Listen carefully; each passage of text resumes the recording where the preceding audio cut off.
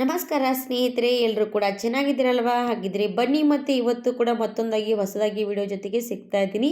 ಹಾಗಿದ್ರೆ ನಿಮಗೂ ಕೂಡ ಬಿಳಿ ಕೂದಲ ಸಮಸ್ಯೆ, ನಿಮ್ಮ ತಲೆಯಲ್ಲಿ ಕೂಡ ಕೂದಲು ಉದುರುವಂಥ ಸಮಸ್ಯೆ, ಚಿಕ್ಕವರಿಗಾಗಲಿ ದೊಡ್ಡವರಿಗಾಗಲಿ ಎಲ್ರಿಗೂ ಕೂಡ ಸಮಸ್ಯೆ ಇರುವಂಥದ್ದೇ ಅನ್ಬೋದು.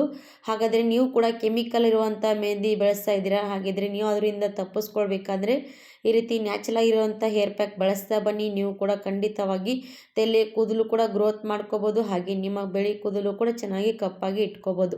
ಹಾಗಿದ್ರೆ ನೀವು ಕೂಡ ಈ ರೀತಿ ನ್ಯಾಚುರಲ್ ಆಗಿರುವಂಥ ಹೇರ್ ಪ್ಯಾಕ್ ಬಳಸೋರಿದ್ರೆ ಖಂಡಿತವಾಗಿ ವಿಡಿಯೋ ಸ್ಕಿಪ್ ಮಾಡಿದೆ ಎಂಡ್ವರೆಗೂ ನೋಡಿ, ನಿಮಗೂ ಕೂಡ ಯೂಸ್ ಆಗೇ ಆಗುತ್ತೆ. ಟ್ರೈ ಮಾಡಿ ನೋಡ್ಬೋದು. ಹಾಗಾದರೆ ಅದಕ್ಕೆ ಬೇಕಾಗುವ ಫಸ್ಟ್ ಏನಪ್ಪ ಅಂದರೆ, ನಾವು ಏನು ಮಾಡ್ಕೋಬೇಕಂದ್ರೆ ಮೆಂತ್ಯ ಕಾಳು ತೊಗೊಂಡಿದ್ದೀನಿ. ನಾನಿದು 2 ಸ್ಪೂನಷ್ಟು ಮೆಂತ್ಯ ಕಾಳು ತೊಗೊಂಡಿರೋದು. ಜಾಸ್ತಿ ಕೂಡ ಕುಟ್ಟಿ ಇಟ್ಕೋಬೋದು. ಪೌಡ್ರ್ ಯಾವಾಗ ಬೇಕಾವಾಗ ನಿಮಗೆ ಯೂಸ್ ಆಗುತ್ತೆ ಈ ರೀತಿ ಮಾಡಿ ಇಟ್ಕೊಳ್ಳೋದ್ರಿಂದ. ಹಾಗಾದರೆ ಇವಾಗ ಅದ್ರ ಜೊತೆಗೆ ನಾನು ಕರಿಬೇವು ಕೂಡ ತೊಗೊಂಡಿದ್ದೀನಿ. ಕರಿಬೇವು ಕೂಡ ನೋಡ್ತಾ ಇದ್ದಿರ್ಬೋದು ನಾನು ಎಷ್ಟು ತೊಗೊಂಡಿದ್ದೀನಿ ಅಂತ. 2 ಕೂಡ ಸಮ ಪ್ರಮಾಣದಲ್ಲಿ ತೊಗೋಬೇಕು.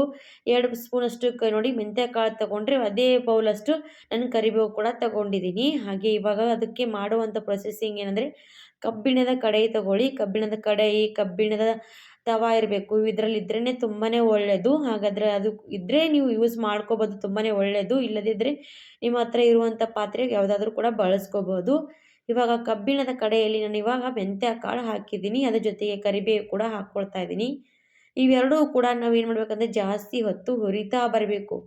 ಎಷ್ಟೋ ತನಕ ಹುರಿಬೇಕಂದ್ರೆ ನೋಡ್ತಾ ಇರ್ಬೋದು. ಮತ್ತು ಕರಿಬೇವು, ಮೆಂತ್ಯ ಕಾಳು ಸ್ವಲ್ಪ ಸಣ್ಣ ಉರಿ ಇಟ್ಕೊಂಡೆ ಹುರಿತಾ ಬನ್ನಿ. ಅದು ಕಪ್ಪಗಾಗಬೇಕು, ಅಲ್ಲಿ ತನಕ ಹುರಿತಾ ಇರಬೇಕು.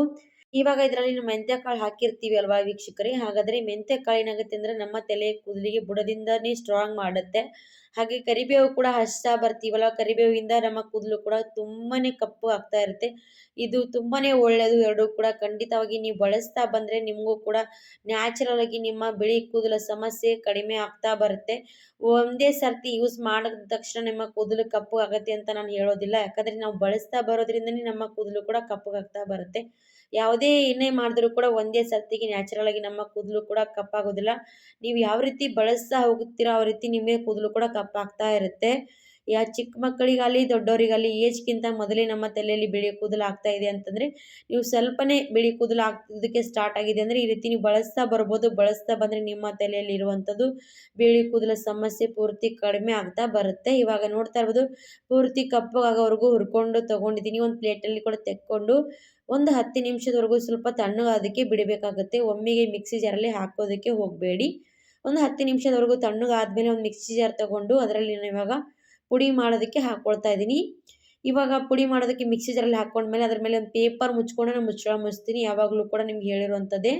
ಈ ರೀತಿ ಮಾಡೋದ್ರಿಂದ ನಮ್ಮ ಮುಚ್ಚಳಕ್ಕೆ ಸ್ವಲ್ಪ ಕೂಡ ಅಂಟ್ಕೊಳ್ಳೋದಿಲ್ಲ. ಅದರ ಹೊತ್ತಿ ನೀವು ಕೂಡ ಮಾಡ್ಕೋಬೋದು ಇಷ್ಟ ಇದ್ದರೆ.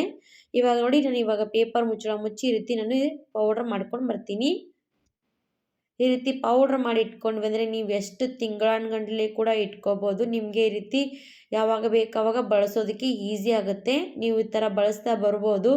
ತುಂಬಾ ಚೆನ್ನಾಗಿರುತ್ತೆ ಕೂದಲಿಗೆ. ಯಾಕಂದರೆ ನಮಗೂ ಕೂಡ ಕೂದಲಿಗೆ ಕೇರ್ ಮಾಡ್ತಾ ಇದ್ದರೆ ನಮ್ಮ ಕೂದಲು ಕೂಡ ಚೆನ್ನಾಗಿರುತ್ತೆ. ನೋಡಿ, ಎಷ್ಟು ಸ್ವಲ್ಪ ಕೂಡ ಪೇಪರ್ಗೂ ಸ್ವಲ್ಪ ಕೂಡ ಅಂಟಿಲ್ಲ, ಮತ್ತು ಮುಚ್ಚಳಕ್ಕೂ ಕೂಡ ಅಂಟಿಲ್ಲ. ಈ ರೀತಿ ಪೌಡ್ರ್ ಸ್ವಲ್ಪ ಕೂಡ ವೇಸ್ಟ್ ಕೂಡ ಆಗೋದಿಲ್ಲ. ಇವಾಗ ಈ ಪೌಡ್ರ್ ರೆಡಿಯಾಗಿರೋದಲ್ವ, ನಾವು ಈ ಪೌಡ್ರ್ ಎಲ್ಲಿ ಬೇಕು ಡಬ್ಬಿಯಲ್ಲಿ ಹಾಕಿ ಸ್ಟೋರ್ ಮಾಡಿ ಇಟ್ಕೋಬೋದು. ಯಾವಾಗ ಬೇಕಾವಾಗ ನಾವು ಎಲ್ಲಿಗೂ ಆಗಿದ್ರೂ ಕೂಡ ತೊಗೊಂಡು ಹೋಗ್ಬೋದು. ಇವಾಗ ನಿಮಗೆ ಎಷ್ಟು ಪ್ರಮಾಣದಲ್ಲಿ ಕಲಸಿ ತೋರಿಸ್ತಾ ಇದ್ದೀನಿ ಅಂತ ನೋಡ್ಬೋದು. ನಿಮಗೆ ತಲೆಗೆ ಹಚ್ಕೋಬೇಕಂತ ಅಂದ್ಕೊಂಡಿರ್ತೀರಲ್ವ, ಆವಾಗ ನಿಮ್ಗೆ ಇಷ್ಟು ಕೂದಲು ಎಷ್ಟಿರುತ್ತೆ ಅಷ್ಟು ನೋಡಿಕೊಂಡು ನೀವು ಕಲಿಸ್ಕೋಬೋದು. ನಾನು ನಿಮಗೆ ತೋರಿಸ್ತಾ ಇರೋಂಥದ್ದು ನೋಡಿ, 2 ಸ್ಪೂನಷ್ಟು ತೊಗೊಂಡು ಕಲಿಸ್ತಾ ಇದ್ದೀನಿ. ಈ ಥರ ನೀವು ಕಲಸಿ ಇಟ್ಕೊಂಡು ನಿಮಗೆ ಯಾವಾಗ ಬೇಕಾವಾಗ ಹಚ್ಕೊಳ್ಳೋದಕ್ಕೆ ಈಸಿ ಆಗುತ್ತೆ. ಇವಾಗ ನೋಡಿ, ನಾನು 2 ಸ್ಪೂನಷ್ಟು ಕಲಿಸ್ಕೊಳ್ತಾ ಇದ್ದೀನಿ. ಇದಕ್ಕೆ ನಾನು ಏನು ಹಾಕ್ಕೊಳ್ತೀನಿ ಅಂದರೆ ಕೊಬ್ಬರಿ ಎಣ್ಣೆ ಹಾಕ್ತಾಯಿದ್ದೀನಿ. ನೀವು ಕೊಬ್ಬರಿ ಎಣ್ಣೆ ಕೂಡ ಹಾಕ್ಬೋದು, ಸಾಸಿವೆ ಎಣ್ಣೆ ಕೂಡ ಹಾಕ್ಬೋದು. ಎರಡರಲ್ಲಿ ಯಾವುದಾದ್ರೂ ಒಂದು ಇದ್ದರೂ ಕೂಡ ನೀವು ಬಳಸ್ಕೋಬೋದು. ಚೆನ್ನಾಗಿರುತ್ತೆ, ಕೂದಲು ಕೂಡ ಗ್ರೋತ್ ಆಗುತ್ತೆ. ಇವಾಗ ಬುಡದಿಂದ ನಮಗೆ ಸ್ಟ್ರಾಂಗ್ ಮಾಡಿದ್ರೆ ನಮ್ಮ ಕೂದಲು ಕೂಡ ಚೆನ್ನಾಗಿ ಬುಡದಿಂದನೇ ಕಪ್ಪು ಆಗ್ತಾ ಬರುತ್ತೆ. ನಾವು ಏನು ನ್ಯಾಚುರಲಾಗಿ ಹೇರ್ ಪ್ಯಾಕ್ ಹಚ್ತಾ ಇರ್ತೀವಲ್ವ, ಮೇಲಿಂದ ಮಾತ್ರ ಕಪ್ಪು ಆಗ್ತಾ ಇರುತ್ತೆ ಕೂದಲು. ಒಳಗಡೆ ಬುಡದಿಂದ ನಾವು ಸ್ಟ್ರಾಂಗ್ ಮಾಡಬೇಕಂದ್ರೆ ಈ ರೀತಿ ನಾವು ನ್ಯಾಚುರಲಾಗಿ ಹೇರ್ ಪ್ಯಾಕ್ ಬಳಸೋದ್ರಿಂದ ತುಂಬಾ ಚೆನ್ನಾಗಿ ಬುಡದಿಂದ ಸ್ಟ್ರಾಂಗ್ ಆಗ್ತಾ ಬರುತ್ತೆ ಕೂದಲು ಕೂಡ. ಇವಾಗ ನೋಡಿ, ಈ ರೀತಿ ಹೇರ್ ಪ್ಯಾಕ್ ಮಿಕ್ಸ್ ಮಾಡ್ಕೊಂಡಿದ್ದೀನಿ. ಕೊಬ್ಬರಿ ಎಣ್ಣೆ ಹಾಕ್ಕೊಂಡು ಈ ರೀತಿ ಹೇರ್ ಪ್ಯಾಕ್ ಮಿಕ್ಸ್ ಮಾಡಿಕೊಂಡು ಒಂದು 10 ನಿಮಿಷ ಬಿಟ್ಕೊಂಡು ಮತ್ತೆ ಸ್ವಲ್ಪ ಕಡಿಮೆ ಬಿದ್ದರೆ ಮತ್ತೊಂದು ಸ್ವಲ್ಪ ಕೊಬ್ಬರಿ ಎಣ್ಣೆ ಹಾಕಿ ಹಚ್ಕೋಬೋದು.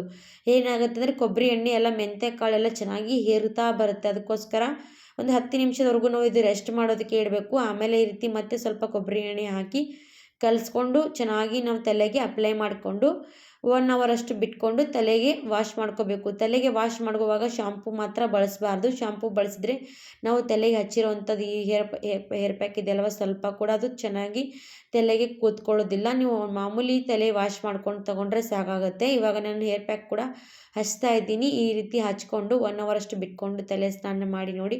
ನಿಮ್ಮ ಕೂದಲು ಕೂಡ ಈ ರೀತಿ ಬಳಸ್ತಾ ಬರೋದ್ರಿಂದ ಕಪ್ಪಗಾಗೇ ಆಗುತ್ತೆ. ಒಂದು ಸರ್ತಿ ಬಳಸೋದ್ರಿಂದ ಕಪ್ಪಗಾಗೋದಿಲ್ಲ. ಈ ರೀತಿ ಬಳಸ್ತಾ ಬರಬೇಕು, ಆವಾಗಲೇ ನಮ್ಮ ಕೂದಲು ಕೂಡ ಕಪ್ಪಗಾಗುತ್ತೆ.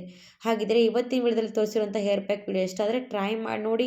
ಈ ವಿಡಿಯೋ ಇಷ್ಟ ಆಗಿರೋರು ಲೈಕ್ ಮಾಡಿ, ಸಬ್ಸ್ಕ್ರೈಬ್ ಮಾಡಿ, ಶೇರ್ ಮಾಡಿ ಅಂತ ಕೇಳ್ಕೊಳ್ತಾ ಇದ್ದೀನಿ. ಹಾಗಿದ್ರೆ ಇವತ್ತಿನ ವಿಡಿಯೋದಲ್ಲಿ ಈ ರೀತಿ ಹೇರ್ ಪ್ಯಾಕ್ ಮಾಡಿರೋದು ಯಾರಿಗೆಲ್ಲ ಇಷ್ಟ ಆಗುತ್ತೆ ಅವರು ಶೇರ್ ಮಾಡ್ಬೋದು.